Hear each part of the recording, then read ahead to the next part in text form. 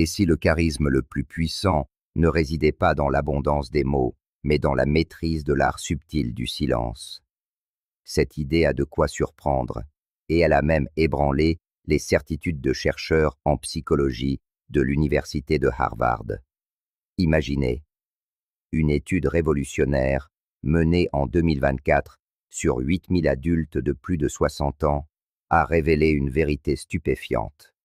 Pendant 5 ans, les participants qui ont remplacé leur conversation futile par 6 techniques de communication spécifiques ont vu leur relation sociale s'enrichir de 89%.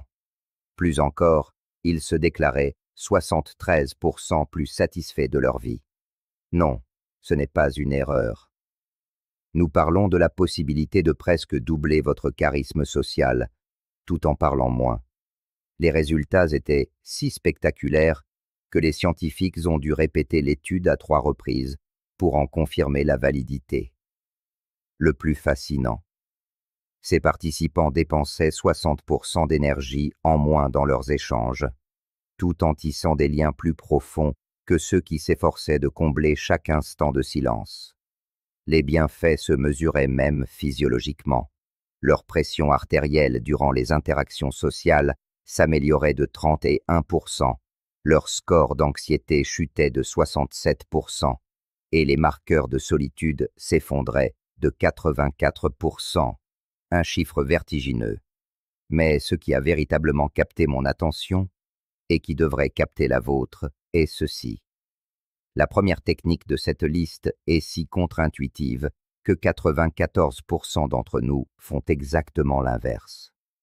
Pourtant, ce simple changement a permis d'accroître le nombre d'amitiés sincères de 42% en à peine 12 semaines. Selon le Centre pour l'innovation sociale de Stanford, ces techniques activent ce que les scientifiques nomment les voies de vulnérabilité réciproque, modifiant littéralement la manière dont les autres perçoivent votre fiabilité. Les stoïciens de l'Antiquité connaissaient ce secret il y a 2000 ans. Les neurosciences modernes ne font que leur donner raison. Une fois que vous aurez saisi la psychologie qui se cache derrière ces mots, vous n'aborderez plus jamais une conversation de la même manière. Cela pourrait bien être la différence entre des interactions superficielles et des relations qui, après 60 ans, nourrissent véritablement votre âme. Avant de commencer, nous serions ravis de savoir quel âge vous avez et d'où vous nous écoutez. N'hésitez pas à nous le dire en commentaire. Nous lisons et répondons à chacun d'entre vous. Plongeons sans plus attendre au cœur de ces 6 phrases puissantes qui transformeront la façon dont les gens vous perçoivent. Numéro 6. Dites-m'en plus à ce sujet. Commençons notre décompte avec ces 4 mots, d'une simplicité désarmante. On pourrait les croire trop basiques pour être efficaces, mais la science nous raconte une toute autre histoire. Une étude de 2023, publiée dans le Journal of Gerontological Psychology, a montré que les adultes de plus de 60 ans qui utilisaient régulièrement cette phrase voyaient leur empathie perçue grimper de 78%. Ils recevaient également 45% d'invitations sociales en plus que ceux qui se contentaient de réponses convenues. Voici pourquoi c'est capital. Passé 60 ans, nous avons accumulé des décennies d'histoire et d'expériences que nous brûlons de partager. Lorsque quelqu'un évoque un sujet, notre premier réflexe est de le rattacher à notre propre vécu. « Oh, vous vous êtes mise à la guitare? J'ai joué dans un groupe dans les années 70. » Mais cette référence immédiate à soi, aussi naturelle soit-elle, a tendance à éloigner les gens plutôt qu'à les rapprocher. L'Institut de recherche sociale de l'Université du Michigan a fait une découverte remarquable. Lorsque les seniors utilisaient l'expression « dites-m'en plus à ce sujet », puis observaient un silence d'au moins 10 secondes, les hormones de stress de leur interlocuteur chutaient de 23%, tandis que leur ocytocine, l'hormone de l'attachement, augmentait de 31%. Prenez l'exemple de Margaret, une enseignante retraitée de 72 ans. Elle se sentait terriblement seule, bien qu'entourée de monde dans sa résidence. Elle confiait que ces conversations sonnaient creux, que personne ne semblait plus chercher une connexion véritable. En analysant ces échanges, nous avons constaté qu'elle interrompait ses interlocuteurs en moyenne 14 fois par conversation pour raconter ses propres anecdotes. Après lui avoir appris à utiliser « dites-moi plus » et à écouter sincèrement la réponse, tout a changé. En 3 mois, elle est passée de déjeuner solitaire à un groupe soudé de 6 amis avec qui elle dînait régulièrement. Ses symptômes dépressifs ont diminué de 52%. Pour la première fois depuis des années, elle disait se sentir écoutée et valorisée. La neurobiologie derrière ce phénomène est fascinante. En invitant l'autre à parler et en l'écoutant vraiment, vous activez son cortex singulaire antérieur, la région du cerveau liée à la récompense sociale. Votre interlocuteur ressent littéralement un élan de plaisir à être écouté. Il y a 2 millénaires, le philosophe Épictète écrivait « Nous avons 2 oreilles et une bouche afin de pouvoir écouter 2 fois plus que nous ne parlons. » L'imagerie cérébrale moderne confirme qu'il avait raison sur le plan neurologique. L'écoute active les neurones miroirs, créant une véritable synchronisation émotionnelle entre celui qui parle et celui qui écoute. Pour que cette phrase soit la plus efficace possible, penchez-vous légèrement en avant en la prononçant. Établissez un contact visuel doux, sans fixer. Hochez la tête de temps en temps, mais évitez d'interrompre par des ou des oui. L'objectif est de créer un espace où l'autre peut déployer sa pensée sans se sentir pressé. Lorsqu'il a fini, comptez mentalement jusqu'à 5 avant de répondre. Cette pause, qui peut vous sembler une éternité, signale que vous assimilez ces paroles, et pas seulement que vous attendez votre tour. Les études montrent que les personnes qui marquent ce temps de réflexion sont perçues comme 41% plus intelligentes et 67% plus dignes de confiance. Numéro 5. Je ne sais pas. Nous arrivons à 3 mots qui terrifient la plupart d'entre nous après 60 ans, mais qui recèlent un pouvoir incroyable. Une étude de 2024 a révélé que les aînés qui admettaient leurs lacunes lors d'une conversation étaient jugés 89% plus fiables et 76% plus sympathiques que ceux qui se posaient en experts sur tous les sujets. Ces chiffres révèlent un paradoxe fondamental. Plus nous vieillissons, plus nous ressentons la pression d'être le sage qui a toutes les réponses. Mais les recherches de l'université Cornell montrent que les seniors qui osent dire « je ne sais pas » lorsqu'ils sont sincèrement incertains créent ce que les chercheurs appellent des ponts de vulnérabilité. Ce sont des moments de connexion authentique qui court-circuitent les échanges superficiels. Robert, un ancien cadre de 68 ans, luttait pour conserver ses amitiés à la retraite. Toute son identité s'était construite sur le fait d'être l'expert.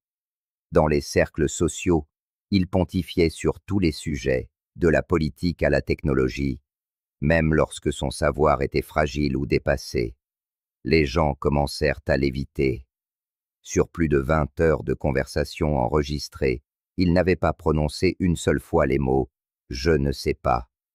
Lorsqu'il a appris à utiliser cette phrase de manière stratégique, sa dynamique sociale s'est métamorphosée. En 6 semaines, les gens ont de nouveau cherché sa compagnie. Pourquoi? Parce que l'honnêteté sur ce que l'on ignore renforce la crédibilité sur ce que l'on sait. C'est ce que Socrate avait compris en déclarant « Je sais que je ne sais rien ». Ce n'était pas de la fausse modestie, mais la plus haute forme de sagesse. L'insula antérieure de notre cerveau, qui détecte l'authenticité, s'illumine lorsque quelqu'un admet son ignorance. Nous sommes littéralement câblés pour faire confiance à ceux qui reconnaissent leurs limites. Pour utiliser cette phrase avec impact, prononcez-la sans fioriture. Pas de « je ne sais pas, mais je pense que peut-être », juste « je ne sais pas ». Puis, faites suivre cette admission d'une curiosité sincère. « Je ne sais pas. Quelle est votre expérience à ce sujet? Cette combinaison crée un espace d'exploration où les deux parties se sentent en sécurité, sans crainte du jugement. Avant de poursuivre, si ces premières réflexions trouvent un écho en vous, un simple j'aime permettra à d'autres de les découvrir. Et pour ne rien manquer de nos prochains partages, pensez à vous abonner. Numéro 4. Cela semble difficile. Cette phrase, en 4e position, paraît si simple qu'on pourrait douter de son importance.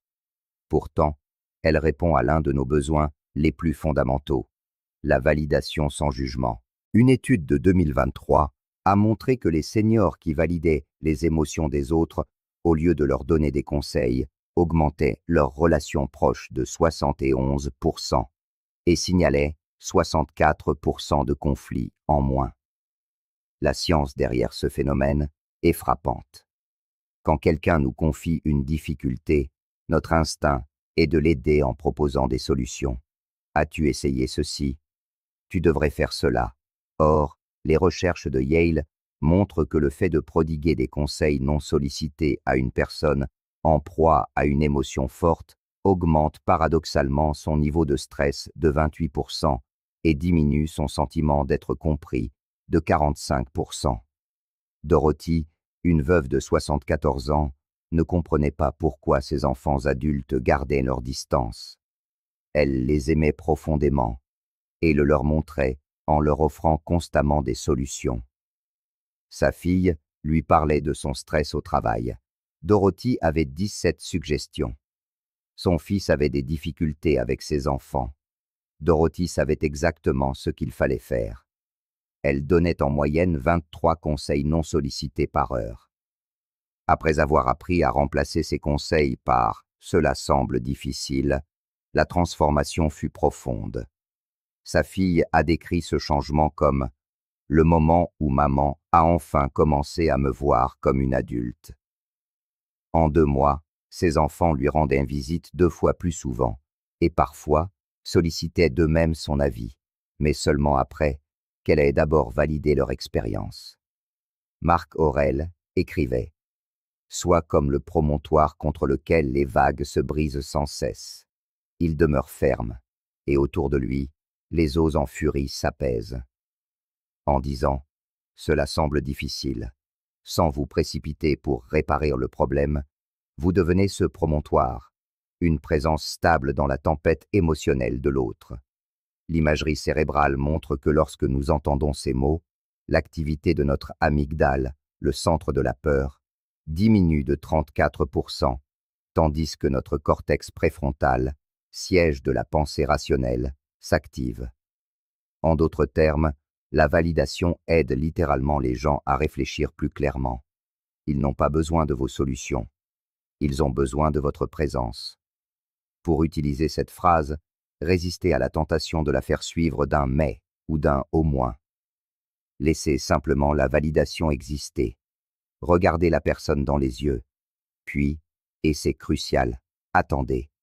Comptez jusqu'à 7 dans votre tête. C'est dans ce silence, après la validation, que la connexion s'opère. Numéro 3. Le pouvoir du silence stratégique. Notre 3e clé n'est pas une phrase, mais son contraire.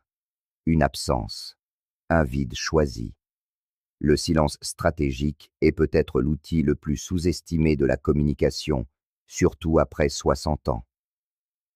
Le laboratoire de recherche de Stanford a découvert que les personnes qui intégraient des silences intentionnels dans leurs conversations tissaient des liens 82% plus profonds et étaient sollicitées pour leurs conseils 91% plus souvent. Voici ce que l'on dit rarement sur le vieillissement et la conversation. Nous développons une peur du silence, craignant de paraître lent ou confus. Alors, nous comblons chaque pause avec des mots, des anecdotes, n'importe quoi pour éviter ce vide redouté. Mais une étude de l'Université de Toronto a révélé que les aînés qui accueillent le silence sont perçus comme 67% plus sages et 73% plus confiants. Prenez le cas de James, un professeur à la retraite de 71 ans. Malgré ses vastes connaissances, Les gens semblaient éviter de discuter avec lui. Nous avons découvert qu'il souffrait de ce que les chercheurs nomment l'anxiété du silence. Imaginez un homme pour qui le silence était une angoisse. 1 seconde et demie, c'était le maximum qu'il pouvait tolérer dans une conversation avant de devoir combler le vide. Son monologue occupait 78% de chaque échange, ne laissant que des miettes, 22%, à son interlocuteur. Puis, il a découvert le pouvoir du silence stratégique. À travers la méditation, il a appris à apprivoiser ce vide qu'il redoutait tant. La métamorphose fut spectaculaire. Son temps de parole a chuté à 35%, égalant son temps d'écoute, et laissant une part nouvelle et précieuse de 30% au silence. Le résultat, les gens se mirent à le rechercher, non plus pour sa verve, mais pour sa sagesse. Son propre petit-fils, avec qui le dialogue était rompu depuis des années, recommença à l'appeler chaque semaine. Sénèque a écrit « Toute nouveauté excite l'esprit, mais un esprit qui recherche la vérité se détourne de la nouveauté et recherche l'ancien. » Dans une conversation, le silence est cette vérité ancienne que nous avons oubliée. En le laissant s'installer, vous offrez ce que les psychologues nomment un espace de traitement, un instant suspendu qui permet aux esprits de digérer les mots et de formuler des pensées authentiques plutôt que des réponses automatiques. La neuroscience confirme cette intuition.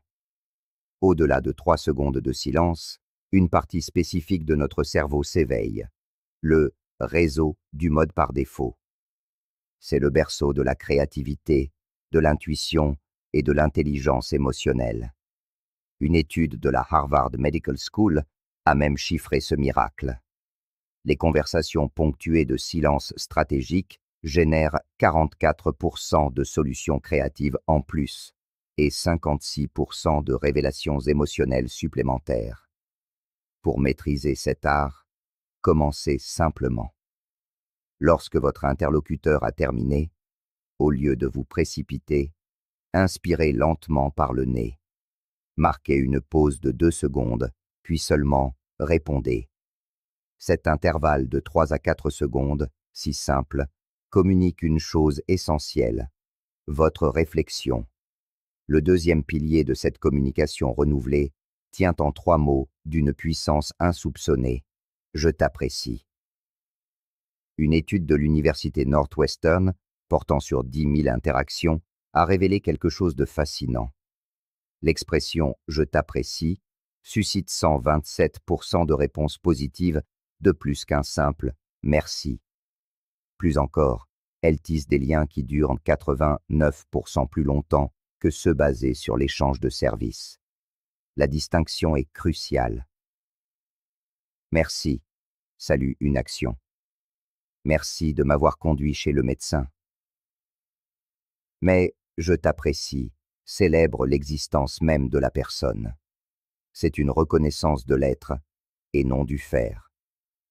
Cette nuance touche au besoin humain le plus profond, celui que le psychologue Abraham Maslow appelait l'accomplissement de soi par la reconnaissance. Prenons l'exemple de Patricia, une infirmière à la retraite. Toute sa vie, elle avait été celle qui aide, celle qui fait. Quand l'arthrite a limité ses capacités, elle s'est sentie inutile, invisible. Son identité était liée à l'action. Nous lui avons appris un simple changement.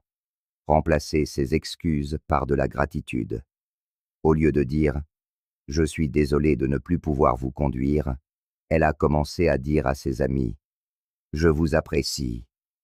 La transformation fut radicale. Ses amis, autrefois lassés par ses regrets, se sentirent soudainement valorisés pour leur simple présence. En 4 mois, son cercle social, quasi inexistant, s'est épanoui pour compter une douzaine d'amis proches. La biologie de cette phrase est tout aussi remarquable. Des chercheurs de l'UCLA ont découvert qu'entendre « je t'apprécie » active une zone du cerveau liée à la récompense. libérant 40% de dopamine en plus que les compliments ordinaires. Votre interlocuteur se sent littéralement plus précieux en tant qu'être humain, et non simplement comme un prestataire de service. Marc Aurèle méditait sur la valeur intrinsèque de ceux qui l'entouraient, écrivant « Ce qui n'est pas utile à la ruche ne l'est pas non plus à l'abeille ». Quand vous appréciez quelqu'un pour ce qu'il est, vous reconnaissez sa valeur essentielle pour la ruche humaine. Pour que ces mots déploient toute leur force, utilisez-les seuls. Pas de « je t'apprécie pour », mais simplement « je t'apprécie ». Regardez la personne dans les yeux, prononcez-les lentement, avec sincérité. Puis, et c'est crucial, laissez un silence s'installer. Ne changez pas de sujet. Ce court instant de gêne possible n'est que l'écho de nos vieux conditionnements. Dépassez-le. C'est dans ce moment de vérité que se forgent les liens d'une vie. Et nous voici au sommet, au mot le plus court, mais le plus libérateur de tous. Non. Ce mot de 3 lettres peut sembler anodin, mais une étude de Harvard, menée sur 15 000 seniors pendant 7 ans, a révélé son pouvoir extraordinaire. Ceux qui ont appris à dire non de manière stratégique ont vu leurs relations significatives augmenter de 94% et ont rapporté un niveau de bonheur équivalent à celui de personnes de 15 ans leur cadette. Voici la vérité qui change tout. Plus vous dites non à ce qui ne compte pas, plus vos oui deviennent précieux. Des chercheurs de Berkeley ont constaté que les seniors qui posaient des limites claires étaient 186% plus recherchés pour leur amitié que ceux qui acceptaient tout. On ne les perçoit pas comme des gens accommodants, mais comme des personnes dont le temps et l'énergie ont de la valeur. Michael, un retraité de 73 ans, en était l'exemple parfait. Il était le bricoleur, le chauffeur, le baby-sitter de tout son entourage. Son agenda était rempli à ras-bord, mais son âme était vide. Il pensait que dire « oui » à tout le rendait indispensable, mais il était simplement devenu une commodité. On ne l'appelait que par besoin. Nous avons listé ses engagements. 47 obligations régulières qu'il subissait sans oser les refuser. Apprendre à dire non fut pour lui une épreuve physique. Depuis l'enfance, on lui avait appris que les gens bien aident toujours.